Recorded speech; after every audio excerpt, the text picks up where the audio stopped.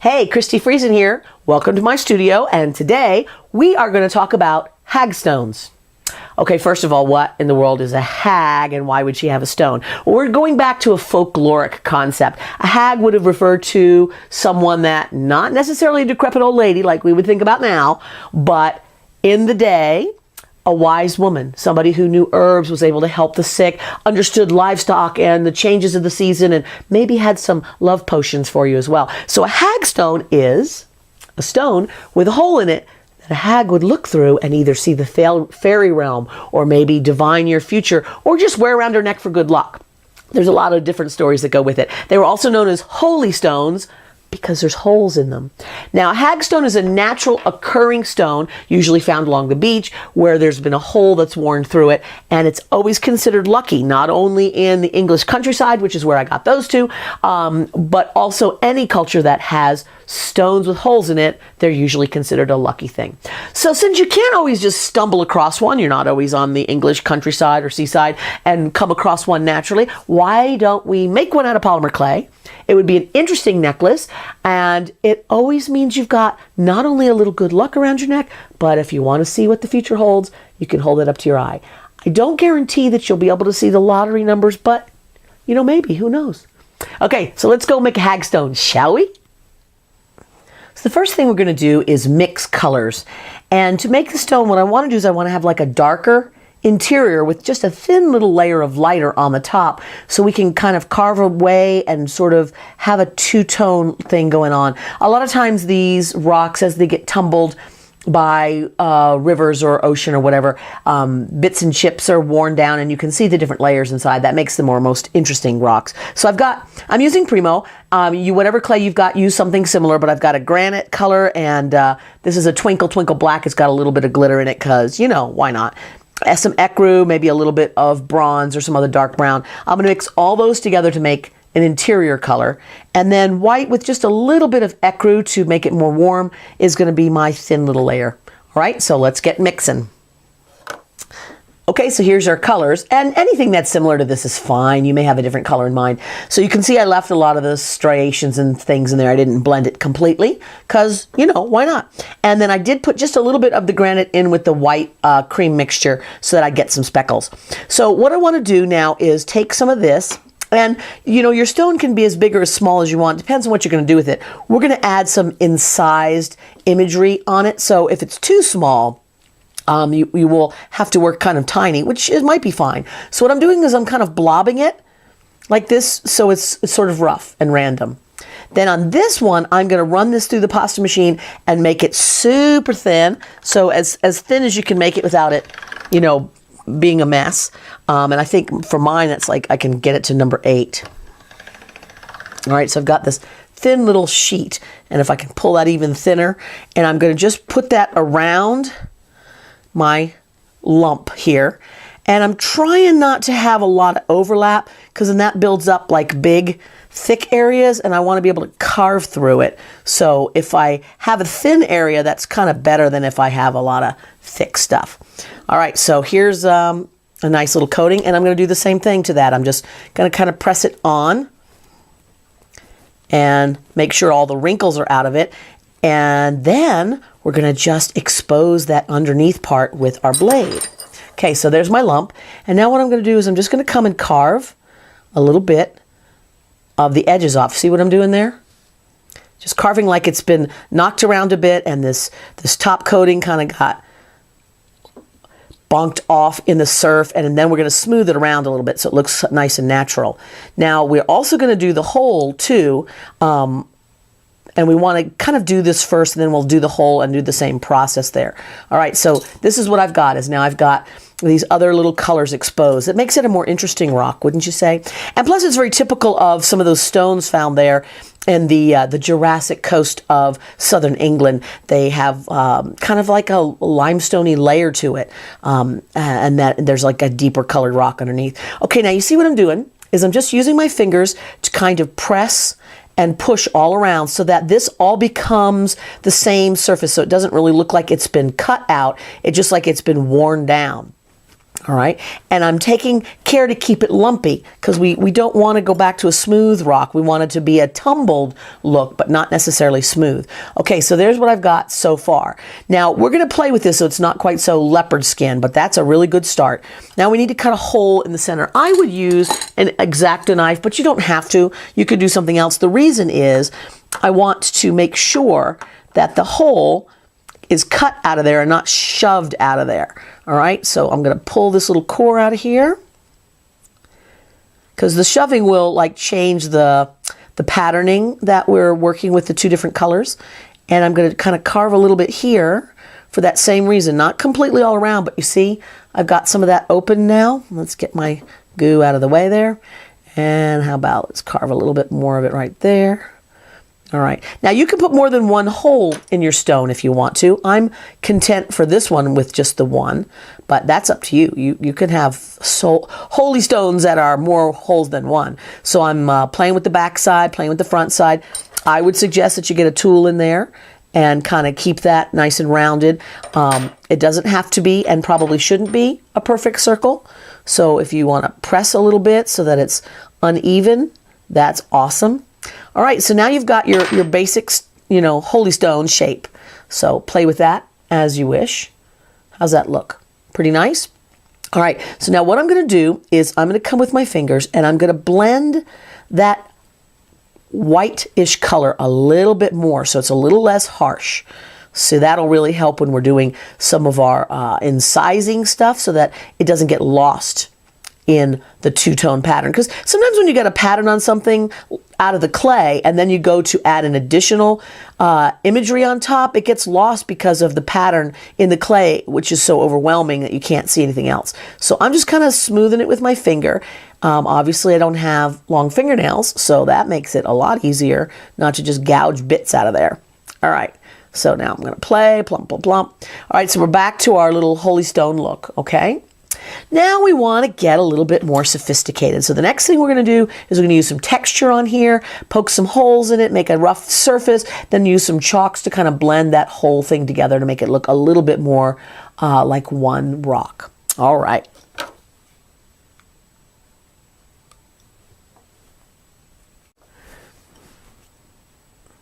Now, secret weapon, an old toothbrush, something with a nice medium firm bristle.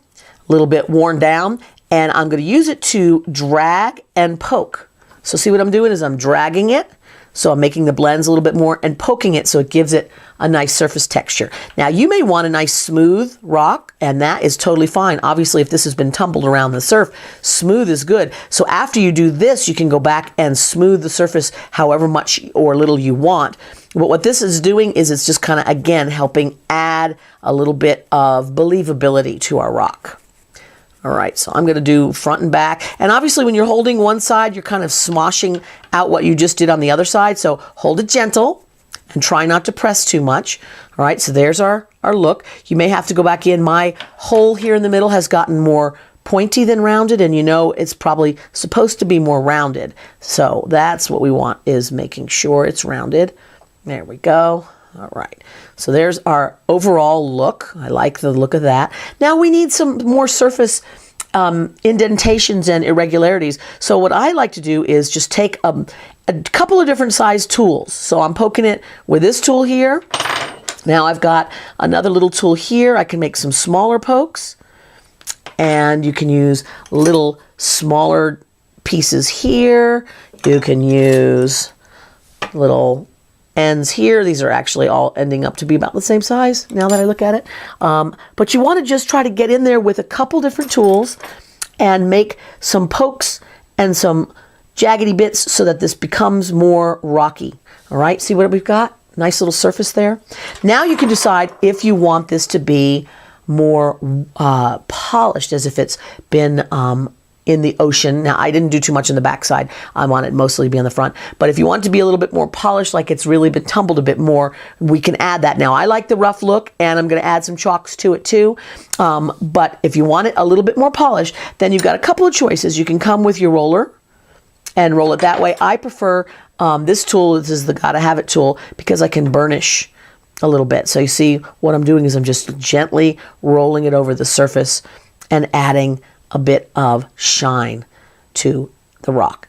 Again, depends on how polished your rock is. It might have been tumbling around in the water for a long, long time, and it may not. It may be a relatively newcomer to the shores. So it's kind of all in your head what you want to do. But I'm kind of thinking that this is a nice bit of look right there. So see how we've got all of those little stone holes and bumps and irregularities, and go back to your paintbrush if you need, toothbrush if you need to fix anything. But this is the essence of our little stone here.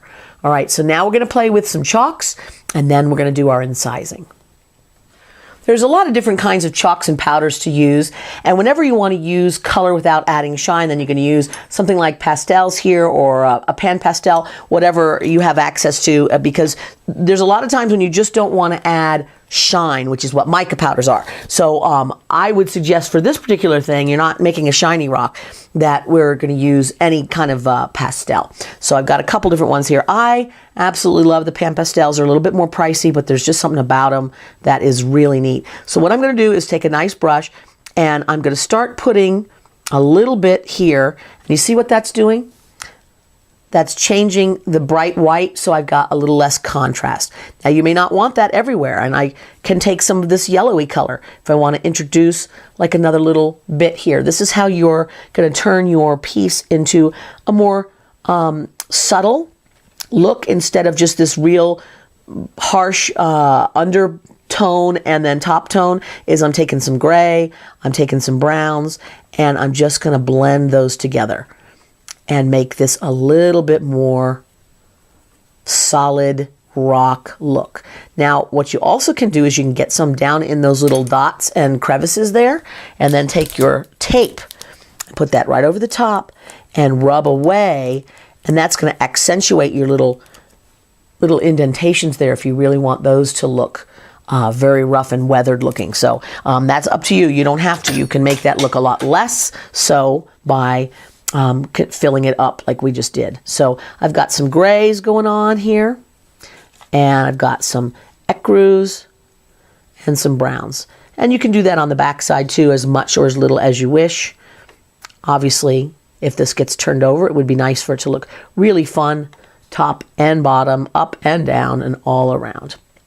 So see how that just sort of blends those things together? And we still have the look of the tumbled under rock layer being exposed, but it's not so harsh. All right, there we go. All right, so there is our rock. A little bit more all one piece, and it's got our nice little hole in the center. Pretty sweet, right? Okay, so now the next trick is going to be doing the incising, and we're going to use a little needle tool for that trick.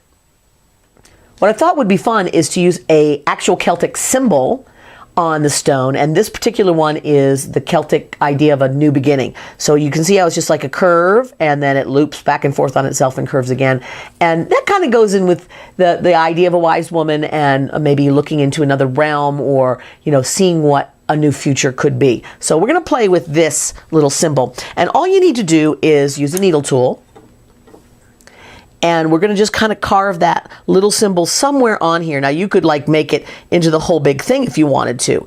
And it just depends on how you've done your rock. That could be a really fun thing to do. But I'm going to just make it a smaller one here. So I'm going to make the little curve. If you remember, it was a curve. Right here, it starts with a curve. Let's see if you can see what I'm doing there.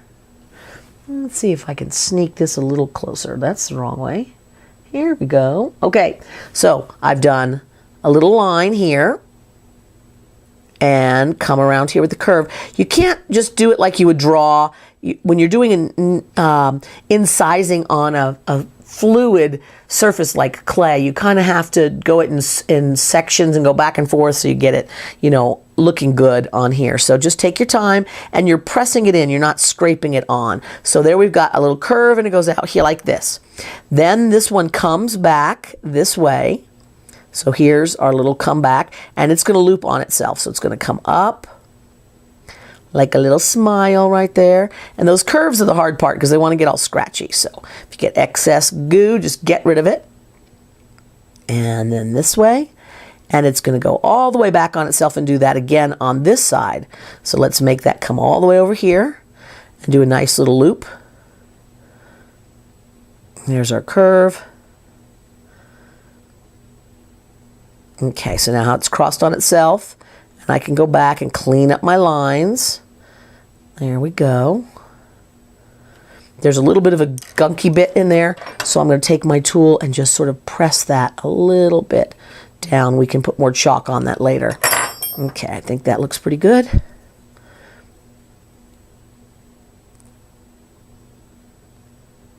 Okay. And now we're going to continue this and turn it into an echoing loop to that one up there.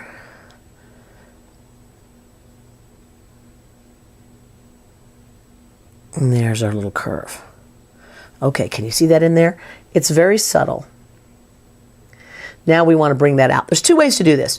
The easiest way, of course, would just to be bake this and then use your acrylic paint to get down in that crack when it's all done and wipe it away from the surface. That works really well.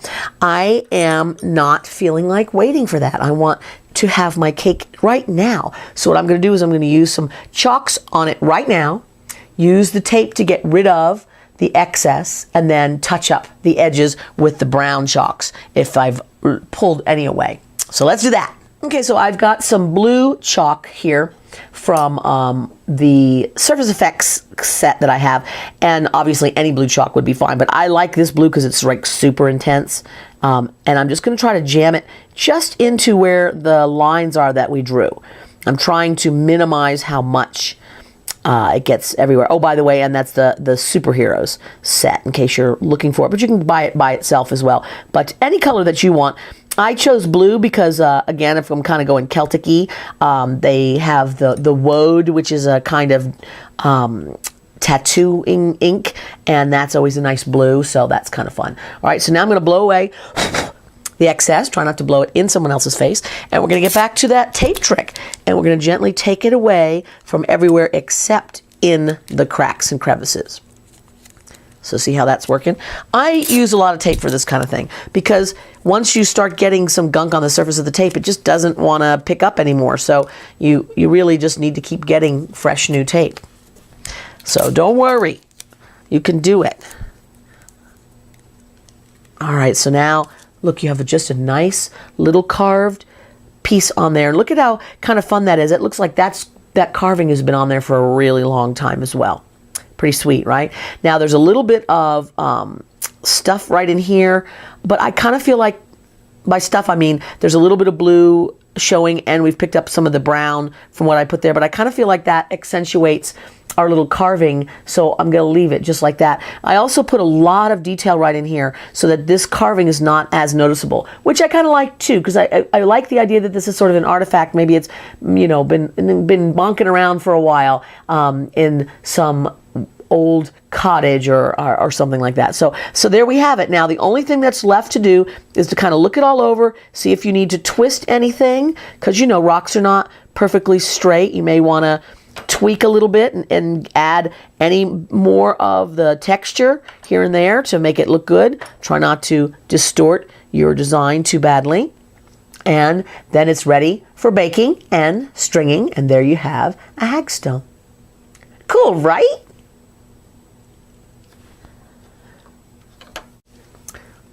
So here is another one that I made, a little different shape, and see how I put multiple holes in it and some little almost holes right there.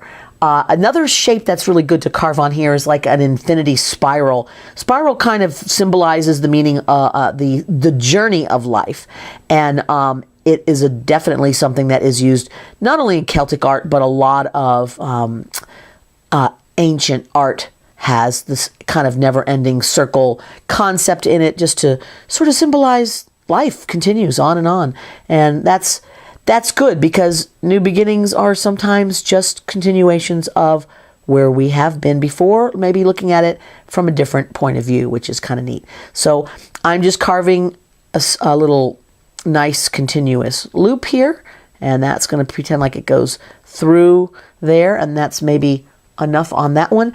And just for funsies, why don't I put some little lines so there'll be something more for the color to pick up on. And you don't have to do just blue. If you want to put green or pink or something like that, you go for it. It's your stone. You can do whatever you want.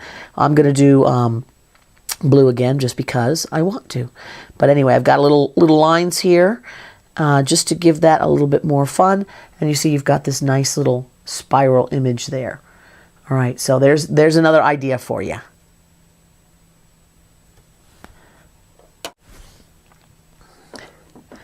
There's how that spiral turned out. Cool, right? And of course you can hang this rock on either one or this way if you wanted to. Although, doesn't that make it look too much like a face? You want to be careful whenever you do something that looks inadvertently like a face, because people will see that every time they look at it. So minimize anything with 2 eyes and a nose and a mouth kind of a deal. So maybe this direction is better. All right, why don't we do one more? How about just something simple like maybe a little growing vine?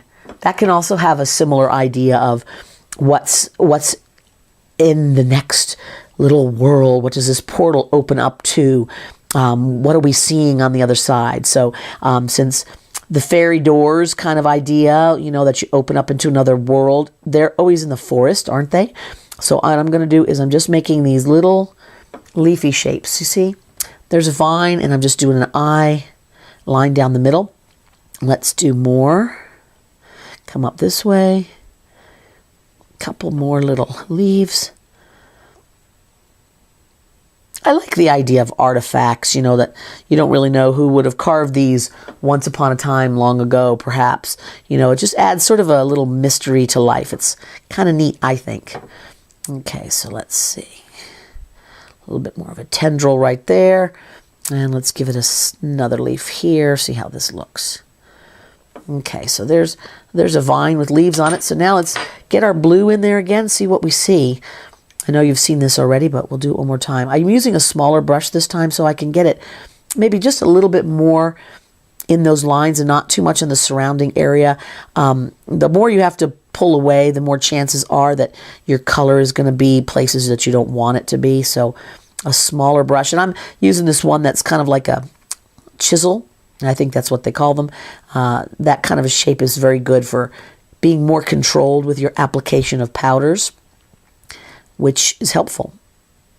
All right, so we've got, that's what we're going to have, and we'll get our tape in there and see what it looks like when we're done. Okay, rub, rub, rub. I'm rubbing gently, and you always kind of go back afterwards, like I told you, and add your texture back again if you want to. All right, it's getting there. Little curling vine is always a good metaphor, I think. So all these things are kind of nice. They give you like a little extra meaning. We have the folklore of so many things in our world, and folklore and legend and all that stuff is there to help us humans learn valuable lessons. So whatever culture and however they express themselves and however they thought their world was fashioned and whoever was looking out for them, we kind of have a lot of basic ingredients the same. Is we want to have things better for our kids. We want to make our futures better. We want to be successful, that sort of thing. So this idea of new beginnings, looking through the hole to see what might be in the future, is a nice metaphor. And look, it makes some pretty nifty little pendants too, don't you think? And there you go. So not only now do you have a wonderful little fun pendant that you can wear, but you've got another couple of techniques that you can add to your other creative endeavors. Having a rock pattern might come in handy for other things. Being able to do the inscribing trick and getting the pigments down in the details, that's always something good that you can translate into other projects. All right, so have fun with your holy stones, and hopefully you will have fun using those techniques and other things as well. Thanks for being with me, and I'll see you next time in the studio. Bye.